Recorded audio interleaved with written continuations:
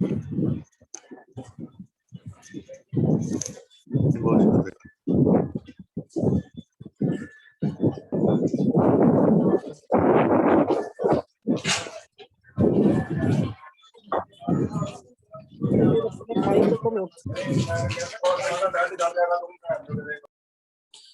प्रभु mute कीजिएगा सबको।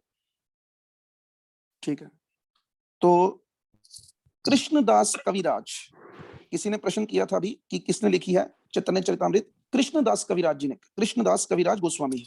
तो एक और भी नाम उन्होंने लिया था, वृंदावन चंद्रदास। असल में क्या है कि चैतन्य महाप्रभु के ऊपर जो जीवनी है वो 2-3 लोगों ने लिखी है। उन किताबों के भी 2-3 नाम है, चैतन्य मंगल, चैतन्य चरितामृत, इस प्रकार से और भी 1-2 किताब। कविराज गोस्वामी ने ये बुक लिखी।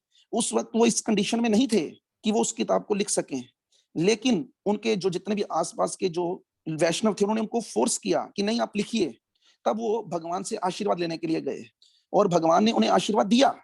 उनके गले से गार्लैंड गिरा, उनको आशीर्वाद मिला। तो तब उन्हें समझ लगी कि भगवान मेरी मदद अवश्य करेंगे। और भगवान, वो कहते हैं कि मैं नहीं लिख सकता ये बातें, ये भगवान ही लिखते हैं। उसी प्रकार मैंने दूसरा उदाहरण आपको से आई कि कुछ लोगों ने उनको ऐसा बोला, उनके संस्था को, उनके ग्रुप को ऐसा कहा कि आपके पास तो कोई आपका ग्रंथ ही नहीं है, तो आपको मान्यता नहीं मिलेगी। तब उन्होंने कहा कोई बात नहीं, हम भी लिखेंगे। और कितनी देर में, 2-4 हफ्ते में या 1 आधे महीने में ही उन्होंने पूरा भाष्य लिख दिया। लेकिन वो किसने लिखाया? वो कहते हैं साक्षात राधा गोविंद जी ने आकर उनको लिखाया था। तो हम ये जो लिटरेचर पढ़ रहे हैं ना, इसको साधारण मत समझिएगा। मैंने आगे भी आप लोगों को एक कथा सुनाई थी, जो आप लोगों को, हम लोगों को बड़ी आसानी से उपलब्ध है ना, इसको पहले पढ़ने के लिए बहुत मेहनत करनी पड़ती थी।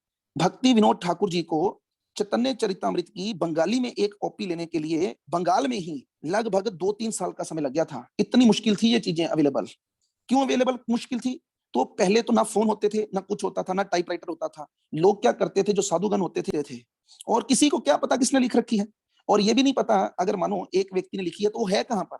इसी प्रकार एक बहुत सुंदर कथा आती है श्रीनिवासाचार्य की। जो श्रीनिवासाचार्य थे, उनको चैतन्य महाप्रभु ने ही स्वप्न दिया कि तुम क्या करो, तुम मेरे पास आओ यहाँ पर जगन्नाथपुरी में। तो क्या करना है, भागवतम सीखनी है। तो वो पहुंचे। अब टाइम लगता है नवदीप से जगन्नाथपुरी जाने में। तो जब वो वहां पर पहुंचे तो सब लोग रो रहे थे। तो पूछा क्या हुआ, तो कहते चैतन्य महाप्रभु चले गए। अभी वो चिल्ला रहे हैं कि आपने अब सोच के देखो, आप सोचो केवल कि किसी व्यक्ति ने, और ये भी कोई साधारण व्यक्ति नहीं, भगवान चैतन्य महाप्रभु इतने महान, की भी इच्छा हो उनसे मिलने के लिए, और जब आप उनसे मिलने के लिए पहुंचे और वो इस संसार को छोड़कर चले जाएं, तो सोचिए हम पर क्या बीतेगी। बहुत रोए, बहुत रोए। काजल माता जी अपनी मदर को भी हो गया, ठीक है, उनको समझाइएगा, संतोष माता जी को, उनका भी स्पीकर ऑन नहीं हो रहा। और हुआ क्या कि फिर उनको चैतन्य महाप्रभु ने स्वप्न दिया कि तुम क्या करो, तुम गदाधर पंडित के पास जाओ टोटा गोपीनाथ में, वो तुमको सिखाएगा। तो वो गदाधर पंडित के पास गए। अभी गदाधर पंडित कहते हैं कि ठीक है, मुझे भी भगवान का आया है इंफॉर्मेशन, एमएमएस मुझे भी। जो भागवतम मेरे पास थी उसमें क्या हुआ है, वो मेरे रोने के कारण, आंसू गिरने के कारण उसके जो सारे के सारे शब्द हैं वो मिट गए हैं। तो तुम क्या करो, तुम एक भागवतम ले आओ और मैं क्या करूंगा, मैं तुम्हें वो जो चीज है वो सिखा दूंगा। तो अभी क्या हुआ, अभी वो दोबारा गए नवदीप में, पैदल गए, समय लगा जाने में। तो अभी जब वो वहां पर पहुंचे तो भागवतम लेना कौन सा आसान काम है। रोहित प्रभु कुछ कहना चाहते हैं? नहीं सॉरी प्रभु जी, माइक ओके, नहीं मैं सॉरी नहीं, मैंने कहा अगर कुछ कहना चाहते हैं तो बोल सकते हैं। तो अभी क्या हुआ, अभी पहले तो भागवतम ढूंढने में समय लग गया, लेकिन चलो बड़ी मुश्किल से उनको मिल गई। लेकिन जब मिल गई तो वो कहते हैं हमारे पास फोटोस्टेट मशीन नहीं है, मेरे पास तो एक ही कॉपी है, तो तुम क्या करो, तुम इसको लिख लो। 18,000 वर्सेस, 18,000 श्लोकों को उन्होंने लिखा। कितने, वो कहां पहुंचे, कहां पहुंचे, कोई माइक ऑन करके बताए कहां पहुंचे वो। देखें कोई कथा के अंदर है भी कि नहीं है, कि मैं वैसे ही बोली जा रहा हूं। हाँ, सिर्फ एक प्रभु जी को पता है, नरेश प्रभु जी को, कि ठीक है चलो एक और ऑन हो गया, ठीक है नरेश प्रभु आप बोल सकते हैं। हाँ, गदाधर पंडित जी के पास जगन्नाथपुरी में पहुंचे। ठीक है, माइक बंद कर सकते हैं सब लोग। तो उसके बाद जब से ही वो वहां पे पहुंचे तो घटना क्या घट गई, गदाधर पंडित भी अपना शरीर छोड़ दे त्याग कर चले गए थे। अभी तो बहुत जोर जोर से रो रहे हैं। फिर गदाधर पंडित स्वप्न में आए। वो कहते चिंता मत करो, तुम क्या करो, तुम रूप सनातन गोस्वामी अभी इसी धरती पर हैं, तुम उनके पास जाओ वृंदावन में। अभी वो वृंदावन गए, जगन्नाथपुरी से वृंदावन।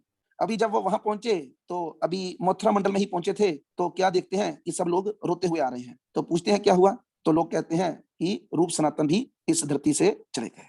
अभी तो बुरा हाल हो गया कि जिस व्यक्ति को भी मुझे बोला जाता है सिखाने के लिए, इस यमुना नदी में कूदकर अपने प्राण त्याग दूंगा।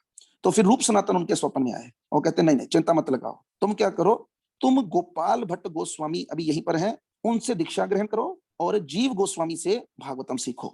इस बात को बड़े ध्यान से सुनिएगा, खास करके कुछ लोग तो बहुत ध्यान से सुने। जो कई लोग इस प्रकार से होते हैं, वो ये गुरुवाद के चक्कर में बहुत रहते हैं कि हम इससे नहीं सुनेंगे, हम उससे सुनेंगे, या कक्षा गुरु से। तो इस श्लोक के अंदर, इस वार्तालाप के अंदर समझाया जा रहा है। तो वो क्या किए, दीक्षा लिए गोपाल भट्ट गोस्वामी से, लेकिन भागवतम किससे सीखे, जीव गोस्वामी से। अभी जीव गोस्वामी से वो अकेले भागवतम नहीं सीखे, उनके साथ दो लोग और भी थे। एक ये किसका, ये श्रीनिवास आचार्य, ये बेसिकली चैतन्य महाप्रभु के अवतार थे। उसके बाद उनके पास दो जो अन्य उनके सहपाठी थे, वो कौन थे, नरोत्तम दास ठाकुर जो कि लोकनाथ महाराज जी के शिष्य थे, और दूसरे वो थे श्यामानंद प्रभु जो हृदय चैतन्य के शिष्य थे। तीन अलग अलग गुरुओं के शिष्य किससे भागवतम सीख रहे हैं, जीव गोस्वामी प्रभुपाद से। अभी उनको एक मुश्किल आई, अभी उनको तो बोल दिया उन्होंने कि गोपाल भट्ट गोस्वामी से दीक्षा लो, जीव गोस्वामी से फोन नहीं, कोई कांटेक्ट नंबर नहीं, कोई आधार कार्ड नहीं, कुछ नहीं। तो वो क्या किए, वो एक मंदिर में जाके बैठ गए, राधा गोविंद जी के मंदिर में जाके बैठ गए। कहते कभी ना कभी तो माथा टेकने के लिए आएंगे ही यहाँ पर, तो तब देख लेंगे। लेकिन गोपाल भट्ट गोस्वामी तो नहीं आए, एक दिन जीव गोस्वामी आ गए वहां पर। जैसे ही जीव गोस्वामी ने इनको देखा तो इन्होंने बोला कि श्रीनिवास, तो मुझे भी रूप सनातन उनके गुरु थे वो भी, तो उनका फोन आ गया था, मेरे को स्वप्न दे दिया था उन्होंने, तो मैं तुम्हें ही ढूंढ रहा था, चलो मैं तुम्हें गोपाल भट्ट गोस्वामी के पास लेके चलता हूँ। अभी इसके आगे भी ये कथा है, लेकिन अब ज्यादा सुनाऊंगा तो आप लोगों को भूली जाएगी। तीनों ने, श्रीनिवास आचार्य, श्यामानंद और नरोत्तम दास ठाकुर ने ही इन किताबों का आगे प्रचार प्रसार किया। हम लोग ये जो बड़ी आसानी से ढूंढ पा रहे हैं ना, लेकिन हम लोगों की एक कमी क्या है, इतनी आसानी से जो चीज अवेलेबल है उसको भी पढ़ने में हमारी रुचि नहीं। वैसे हम दुनिया भर का खर्च कर देते हैं इधर उधर की चीजों पे, लेकिन अगर किसी लो प्रभुपाद लीलामृत घर में रख लो, लोगों के पास पैसे ही मुक जाते हैं, खत्म हो जाते हैं कि नहीं नहीं प्रभु जी कौन 5,000 रुपए लगाएगा, कौन 1600-1700 2,000 लगाएगा, हम ऑनलाइन ही पढ़ लेंगे, हमारे पास है उसमें मोबाइल में, हम वहीं से पढ़ लेंगे। लेकिन इन ग्रंथों की वैल्यू को जानिए। और ये ग्रंथ जो दिए गए हैं ना, हमें किसी साधारण व्यक्ति के द्वारा नहीं दिए गए, ये बहुत ही विशेष व्यक्ति जो स्वयं भगवान या भगवान के अंश अवतार या भगवान के पार्षद थे, उनके द्वारा दिए गए हैं। तो इसलिए इन बातों को समझते हुए फिर क्या कहा गया, और अच्छे से करना है। तो ब्रह्मचारी क्या करता है, ब्रह्मचारी इंद्रिय विषयों से दूर रहता है। लेकिन गृहस्थ के लिए क्या यज्ञ है, तो कहते हैं गृहस्थ के लिए यज्ञ है कि वे इंद्रिय विषय होते हुए भी अपने आप को रेगुलेट करते हुए भोग करता है। इस मतलब है, माइक ऑन भी कर सकते हैं या रेज हैंड कर सकते हैं। हरे हाँ जी, कृष्ण प्रभु जी। हाँ जी, प्रभु जी, माता जी। संयमित रहते हुए, नहीं, रेगुलेट का मतलब अपने आप सही को नहीं, संयमित रखते, रेगुलेट का मतलब कंट्रोल करते हुए, अपनी इंद्रिय तृप्तियों को देखो कंट्रोल कंट्रोल करते तो हुए। है, लेकिन किस प्रकार से कंट्रोल करना है ना, यही तो सिखाना है। ये रेगुलेट शब्द से सिखाया गया था उदाहरण देकर कि किस प्रकार रेगुलेट करना है, ये बताया गया था। कोई बात नहीं, अभी आप सुनिएगा, आपको और क्लैरिटी आएगी। रिया माता जी आप बोल सकते जैसा हैं। बताया, जब हमें जरूरत, जैसे पंखे की जब हमें ज्यादा जरूरत है तो हम उसको तेज कर लें, और जब नहीं है तो उसे धीरे कर दें। देखो रेगुलेटर से ज्यादातर पंखे की उदाहरण में तो ये आ सकता है कि हम ज्यादा कम कर सकते हैं, लेकिन इंद्रियों को जब रेगुलेट करने की बात आए ना, तो बेसिकली अगर मानो सपोज करो पंखे के ऊपर रेगुलेटर नहीं लगा, तो पंखा कितनी स्पीड पर या चलेगा, 5 या बंद रहेगा। तो इसका मतलब बंद तो हमारी है नहीं इंद्रियां, इसलिए बंद वाली तो चक्कर ही खत्म हो गया ना इसमें। इसका मतलब अगर हम ये बात बोलते हैं कि इंद्रियों को रेगुलेट करो, तो इसका मतलब क्या है, हाँ, तो इसमें ज्यादा करने की ऑप्शन नहीं है। फॉलो किया ना आपने पॉइंट। मतलब पंखा जो हमारा है ना, मानो एक स्पीड के ऊपर चल रहा है, 5 नंबर पे चल रहा है, हमारी इंद्रियों का पंखा भी चल रहा है, हमें ये भी चाहिए, हमें वो भी चाहिए। तो अब हमें क्या करना है, हमें अपने आप को रेगुलेट करते हुए भोग करना है। मतलब अभी हम लोग क्या हैं, हम फुल टाइम डिवोटी नहीं बन सकते, तो हम क्या करें, हम उतने ही काम करें जितने से हमारा गुजारा चल जाए, जितना जरूरी है। अब हम भूखे नहीं रह सकते, हम पिज्जे के बिना नहीं रह सकते, हम पास्ते के बिना नहीं रह सकते, तो क्या करें, ऐसा नहीं कि रोज खाएं, जितना कंट्रोल कर सकें। अगर हफ्ता 10 दिन 15 दिन कंट्रोल कर सकें तो उतना कंट्रोल करें, और बाकी समय में क्या रखें, अपनी इंद्रियों को भोग से दूर रखें। अभी आपको क्या लगता है, ये काम आसान है कि मुश्किल है?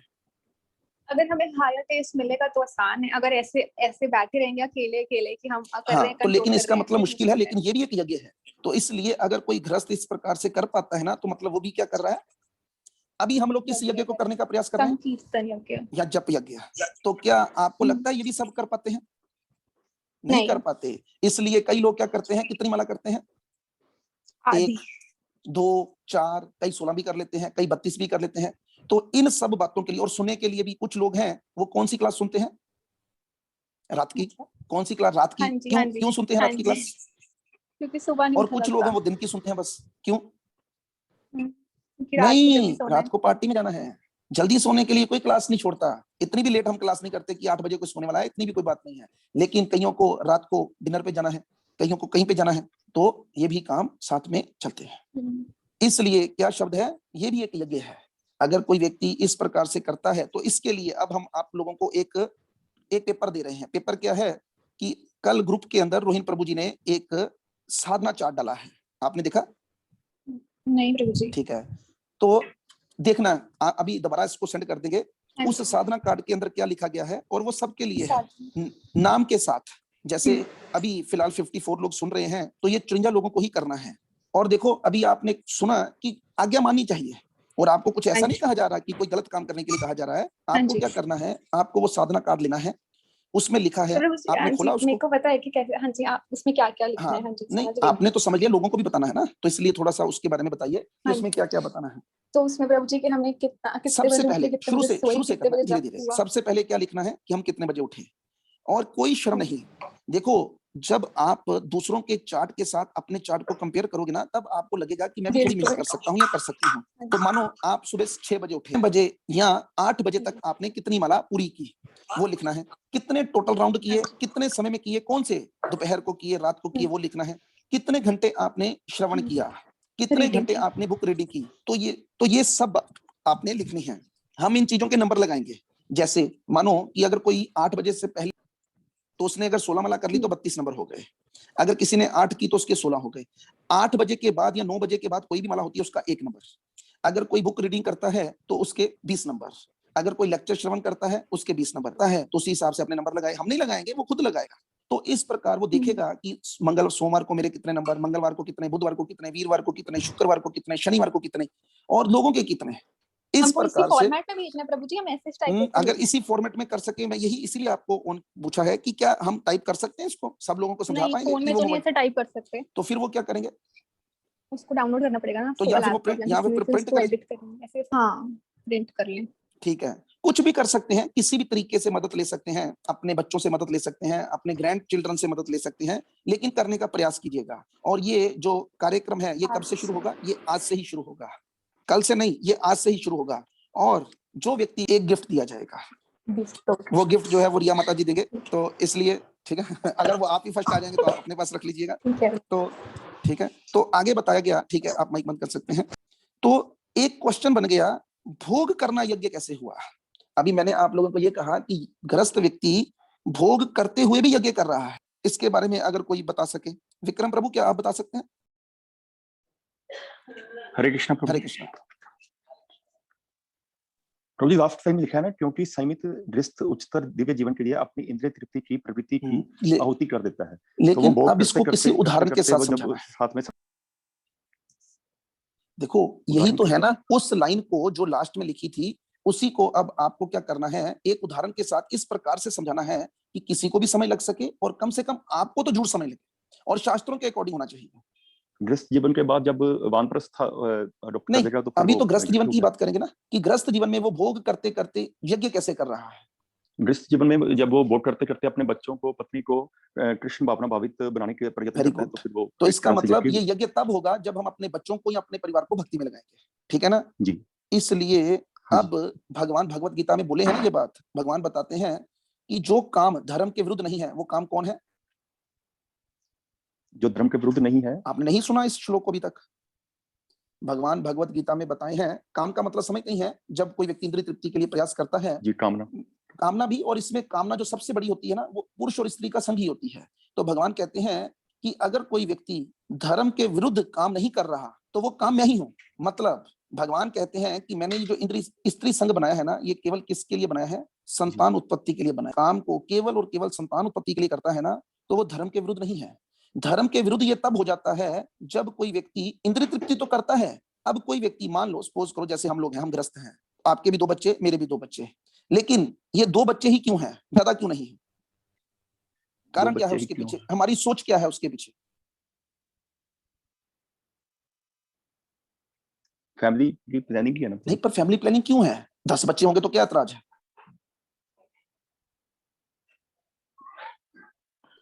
इतना सोचने की जरूरत नहीं होनी चाहिए। हाँ, फैमिली बड़ी हो जाएगी तो फिर क्या होगा? फिर क्या होगा? उतना ही बर्डन भी हाँ, तो देखो फिर आगे ना मन की बात, अब आगे ना मुंह पे, हमने क्या किया, ज्यादा बच्चों को इसलिए पैदा नहीं किया क्योंकि वो हमारे सिर का भार बन जाते जी। हैं, लेकिन हमने अपना भार तो कम कर लिया, लेकिन क्या इंद्रिय तृप्ति कम की? नहीं। हमने क्या किया, इस संसार के अंदर क्या दिया गया, इस संसार करने के लिए साइंटिस्टों ने अलग अलग चीजें पेश कर दी कि जी। आप इस चीज का इस्तेमाल कीजिए, बच्चा नहीं होगा, आप इस चीज का इस्तेमाल कीजिए, आप इंद्रिय तृप्ति कीजिए, बच्चा पैदा नहीं होगा, जी। आप एबॉर्शन करवाइए, आप ये कीजिए, आप वो कीजिए। देखो हर हॉस्पिटल के बाहर लिखा है एबॉर्शन करना क्या है, गैर कानूनी है, लेकिन उसी हॉस्पिटल के अंदर रोज के 10 जी। एबॉर्शन होते होंगे। तो कहने का तात्पर्य क्या है, लोगों को पता है ये गलत काम है, लेकिन फिर भी कर रहे हैं। इसलिए भोग करना भी यज्ञ कब होता है, जब हम धर्म के अनुसार भोग करते हैं। जब हम अनियंत्रित भोग नहीं। करते हैं तो क्या वो यज्ञ होगा? तो जब आप कंट्रोल्ड भोग कर यज्ञ रहे हैं तो वो यज्ञ है, फिर नहीं वो है। इंद्रिय तृप्ति है, इंद्रिय वो इंद्रिय तृप्ति। तृप्ति है। ओके। अब हम लोगों को समझ जी। लग रहा है ना, जो आपने उस दिन डाला था कि देखो आलू खाना हाँ जी। और आलू इसी प्रकार ये बच्चे पैदा करना, दोनों तरफ बच्चे पैदा होंगे, लेकिन एक तरफ इंद्रिय तृप्ति के माध्यम से होंगे और दूसरी तरफ भगवान की उसके जी। लिए होंगे। गृहस्थ हो या ब्रह्मचारी, अगर रूल्स एंड रेगुलेशन का पालन करे तो वो कहां जा सकता है? धाम को जा भगवत धाम सकता जा है। सकता है। जा लेकिन सकता अब हम क्या कहेंगे एज ए गृहस्थ, प्रभु जी ये नहीं हो सकता, कहेंगे ना? है। ठीक है। हाँ लेकिन जी। हो बट सकता हो है, सकता है। हो सकता है, हम हो करना नहीं सकता है। चाहते। तो देखो ब्रह्मचारी क्या कर रहा है, हाँ जी। शब्दों की ओर ध्यान दो। ऐसा नहीं है कि ब्रह्मचारी के जीवन में रिस्क नहीं है, ब्रह्मचारी के जीवन में भी रिस्क है। क्यों? क्योंकि वो किसी वक्त भी इंद्रिय तृप्ति में गिर सकता है। अभी सकता मानो, लेकिन फिर भी उसके लिए आसानी क्या है, एक भीड़ वाला इलाका है। अब भीड़ जी। वाला इलाका है, अब मैं पता क्या समझाने लगा हूं, दोनों में अंतर समझाने लगा जी। हूं कि ब्रह्मचारी कितनी स्पीड से धाम में जाएगा और गृहस्थ के लिए ये धाम में जाना कितना मुश्किल है। तो अगर आप मोटरसाइकिल पे हैं और मैं कार पे हूं, कौन जल्दी पहुंचेगा? मोटरसाइकिल। तो ब्रह्मचारी मोटरसाइकिल पे बैठा है। जी। देखो उसको थोड़ी मुश्किल होगी ना, धूप भी हाँ लगेगी, जी। बारिश की भी आ सकती है परेशानी, जी। धुआं भी जी। लगेगा, जी। लेकिन वो पहुंचेगा जल्दी। और गृहस्थ किस में बैठा है? वो कार में है। फैमिली कार के नहीं, साथ। छोटी कार नहीं, बिग कार। अभी हाँ जी। जितनी बड़ी कार होती जाएगी तो उसका अपने डेस्टिनेशन पर पहुंचना कितना होता लेट जाएगा? लेट होता जाएगा। लेट होता जाएगा, लेकिन पहुंच जाएगा। हाँ जी। कब? जब उसका ध्यान होगा डेस्टिनेशन के ऊपर। तो अब जी। करना क्या चाहिए फिर? हब हमें मोटरसाइकिल पकड़ना चाहिए कि कार पकड़नी चाहिए? मोटरसाइकिल तो पकड़ना चाहिए, लेकिन फिलहाल कार में है तो कार में बैठे ही हमको अपना नहीं, टारगेट जो है ऐसा उसके उसमें कहा ऊपर। गया कि जिस चीज पर आप कंफर्टेबली बैठ सकते हैं उस पे ठीक बैठे। है। अगर कोई व्यक्ति ब्रह्मचार्य जीवन को धारण